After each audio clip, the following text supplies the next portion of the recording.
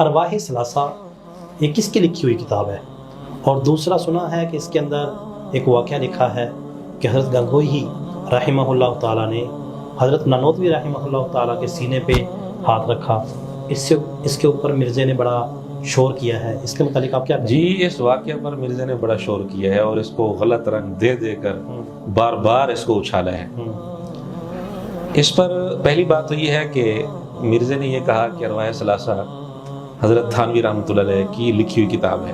اچھا، اور ایسا نہیں ہے، یہ واقعات جمع کیے ہوئے تھے کسی اور کے، 3 الگ الگ حصے تھے، 3 حصوں کو جمع کیا گیا ہے، اور ان واقعات پر حضرت تھانوی رحمۃ اللہ علیہ نے بعض واقعات پر جہاں ضروری تھا، جہاں انہوں نے مناسب سمجھا، کوئی تبصرہ کیا، کوئی وضاحت کی، جو بھی ہے، تو یوں سمجھیں کہ انہوں نے ان واقعات پر ایک حاشیہ سا لکھا ہے۔ تو یہ واقعہ جمع کرنے والے حضرت تھانوی رحمۃ اللہ نہیں ہے، کسی اور نے، ناقل کوئی اور ہے۔ اور دوسری بات، حضرت گنگوہی اور حضرت نانوتوی رحمۃ اللہ علیہ اس نے استاد شاگرد ان کو بنا دیا ایک غلط ذہن پیدا کرنے کے لیے۔ اتنا بڑا جاہل ہے یہ، استاد شاگرد نہیں ہے، یہ تو ساتھی ہیں، اکٹھے پڑھتے رہے ہیں۔ صحیح۔ استاد شاگرد کا تعلق اور ہوتا ہے، ساتھی کا آپس میں تعلق اور ہوتا ہے، کیفیت میں فرق ہوتا ہے۔ تو یہ ساتھی تھے، اس نے جب بھی پیش کیا یہ واقعہ استاد شاگرد بنا کر پیش کیا، اور یہ رنگ دینے کے لیے کہ دیکھو یہ اپنے شاگردوں کے ساتھ کیا کرتے ہیں، یہ ساتھی تھے۔ اگلی بات کہ حضرت گنگوہی رحمۃ اللہ علیہ نے اپنے ساتھی حضرت نانوتوی، یہ تقریباً 5-7 سال عمر میں حضرت گنگوہی بڑے ہیں اور حضرت نانوتوی چھوٹے ہیں ساتھی، معمولی سا فرق ہے تھوڑا سا عمر میں۔ اور حضرت گنگوہی حضرت نانوتوی دونوں کے شاگرد مرید بیٹھے تھے، ان کے سامنے حضرت گنگوہی رحمۃ اللہ علیہ نے کہا کہ آپ یہاں لیٹ جائیں، ساتھ لیٹ گئے اور ان کے سینے پر ہاتھ رکھا محبت میں۔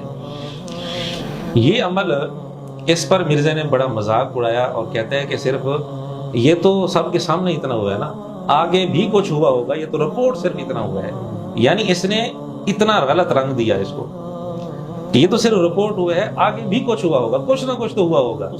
اس پر ہم بات کریں گے، مرزے کی گھر سے ہی ہم اس کو تھپڑ رسید کریں گے۔ اس نے اور بھی کہا ہے کہ بس انگریز بھی اتنا ہی کرتے ہیں، اس طرح کی بات بھی کی ہے اس نے۔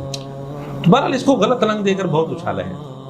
ایک بات تو یہ ہے کہ اگر مرزے کے نزدیک یہ عمل حرام ہے، خلاف شریعت ہے، ناجائز ہے یا کفر ہے، جو بھی حکم لگانا ہے مرزا حکم لگاتا اور اس پر کوئی آیت پڑھتا یا کوئی حدیث پڑھتا، اس آیت کی روشنی میں یہ عمل گناہ ہے، اس حدیث کی روشنی میں یہ عمل گناہ ہے، لیکن مرزا نے ایسا نہیں کیا۔ اور دوسری بات، مرزا بار بار کئی ویڈیوز میں کہہ چکا ہے میں کسی کی ذاتیات پر بات نہیں کرتا، لیکن اللہ کا شکر ہے حق سب کے سامنے ہے، میں تو برداشت کرتا ہوں، میں تو کوئی کسی کے ساتھ گالی گلوچ والا معاملہ نہیں کرتا، کسی کی ذاتیات کے اوپر نہیں اترتا۔ تو یہ ذاتیات پر بات نہیں ہو رہی، یہ کوئی شرعی مسئلہ بیان ہو رہا ہے۔ ٹھیک ہے، ادھر کہتا ہے میں کسی کی ذاتیات کو نہیں اچھالتا اور ادھر ذاتیات کو اچھالتا ہے۔ اور تیسری بات، مرزے کا ایک اپنا عمل ہے۔ دیکھیں کچھ عمل ایسے ہوتے ہیں جو شریعت کی روح سے حرام نہیں کہے جا سکتے، فتویٰ نہیں لگ سکتا، لیکن عموماً عرف کے اندر ہر کوئی وہ کام کرتا ہو، معمول ہو، ایسا بھی نہیں ہوتا، لیکن اس پر فتویٰ بھی نہیں لگ سکتا، اور ہر کوئی اس کو عرف کے اندر زیادہ اچھا بھی نہیں سمجھا جاتا، حرام ہونے کا فتویٰ بھی نہیں لگتا۔ میں اس کی چند مثالیں دیتا ہوں۔ صحیح مسلم کے اندر حدیث ہے، امام باقر رحمۃ اللہ علیہ نوجوان تھے اور ایک صحابی کے پاس گیا جو بوڑھے تھے، نبینا ہو چکے تھے، انہوں نے محبت میں ان کا اوپر والا بٹن کھولا، وہ خود بتا رہے ہیں، پھر نیچے والا بٹن کھولا اور سینے پر ہاتھ پھیرنے لگے۔ صحابی ٹھیک ہے، نبینا تھے، بوڑھے تھے اور یہ نوجوان تھے، محبت میں سینے پر ہاتھ پھیرنے لگے۔ اب اس کو کوئی غلط رنگ دے کر نعوذ باللہ کیا سے کیا بنا دے، اور مرزا نے جو لفظ کہے ہیں کہ یہ تو صرف پبلکلی ہوا ہے، یہ رپورٹ تو صرف اتنا ہوا ہے، نعوذ باللہ وہاں کوئی غلط رنگ دے دے، کتنا وہ بدبخت ہوگا۔ یہ راستہ کون ہموار کر رہا ہے؟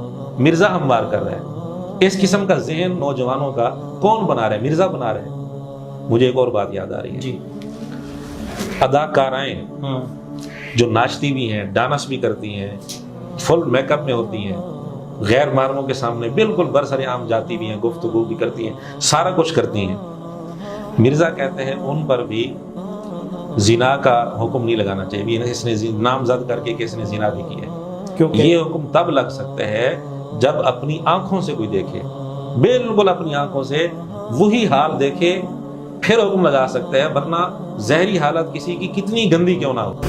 تو کیا یہ دونوں جو کیسز ہیں، کسی عام کے حوالے سے بات کرنا یا کسی اداکارہ کے حوالے سے بات کرنا، کیا یہ دونوں صورتیں بہتان ہی ہیں؟ جی بالکل بہتان میں آئے گا۔ دیکھیں اللہ تعالیٰ کے ہاں تو جو بندہ یعنی ظلم پر مبنی کوئی سٹیٹمنٹ دے رہا ہے، جھوٹ پہ مبنی کوئی سٹیٹمنٹ دے رہا ہے، وہ چاہے کسی کے بارے میں بھی ہے، وہ تو جرم ہے۔ یہ نہیں ہے کہ آپ اچھے بندے کی برائی کریں گے تو وہ جرم ہے اور برے کی کریں گے تو وہ جرم نہیں ہے۔ یہ جو زنا ہے اس کی تو سزا کے لیے اتنی کڑی شرائط ہے کہ 4 گواہ، اور 4 گواہ بھی صرف بادیوں نظر میں نہیں، یہ ہماری اٹ سیمز لائک دیٹ، بادیوں نظر میں نہیں، فزیکلی انہوں نے وہ انٹرکورس دیکھا ہو اس حالت میں، 3 نے بھی دیکھا ہے نا اور 1 نے نہیں دیکھا، تب بھی اس کے اوپر حد نہیں لگے گی۔ اور چاہے جائے کہ یہ خبر کو اخبار میں چھپ جائے یا اس طریقے سے فیک تصویر آ جائے، فیک ویڈیو آ جائے، ویڈیو تو ہماری عدالتیں نہیں اس کو ثبوت کے طور پہ قبول کرتی ہیں، آج کل تو کچھ بھی ہو سکتا ہے، تو چاہے کوئی بدکار عورت بھی ہے، ڈیفینیٹ بھی ہے، تب بھی یہ کسی کو حق حاصل نہیں کہ اس کے اوپر بہتان رہا۔ اداکارہ کے متعلق تو مرزا اتنی احتیاط کر رہا ہے، اور علماء پر کیچڑ اچھالنے کے لیے صرف یہ ایک عمل ہوا، اس عمل کو اس نے کہاں سے کہاں تک پہنچا دیا کہ آگے بھی کچھ ہوا ہوگا۔ یہ یہی کرتے ہیں، اس قسم کے جملے بولنا، کیا یہ منافقت نہیں ہے؟ کیا یہ بے ایمانی نہیں ہے اس کی؟ اداکاروں کے لیے جو اس نے کہا ہے کہ ان کے متعلق کوئی بات نہ کی جائے، اس کی خاص وجہ جو میرے ذہن میں آ رہی ہے وہ یہ ہے کہ وہ اس کے ابوں کے عقیدوں سے تعلق رکھتی ہیں، یہ وجہ بھی ہو سکتی ہے، کیونکہ وہ محرم میں مومنہ بن جاتی ہیں، خیر یہ تو واضح پورا سال جو ہے نا وہ ناچ گانے میں لگی رہتی ہیں۔ تو یہ تو واضح بات ہے کہ یہ دوہرا معیار ہے اس کا، 2 نمبری ہے اس کی، اور اتنا بڑا کسی پر بہتان لگانا بغیر کسی ثبوت کے ایک عام مومن پر بھی درست نہیں ہے۔ مرزا خود یہ کئی جگہ اصول بتا چکے ہیں، جب تک آپ کے پاس پراپر ثبوت نہ ہو آپ کسی کے بارے میں کوئی رائے قائم نہ کریں۔ اس طرح کسی مسلمان کلمہ گو اہل قبلہ کے اوپر پلیز اس طرح کے الزامات نہ لگائیں، اللہ سے ڈریں۔ علماء پر یہ الزام لگا رہا ہے صرف ضد میں آ کر اور بغض میں آ کر۔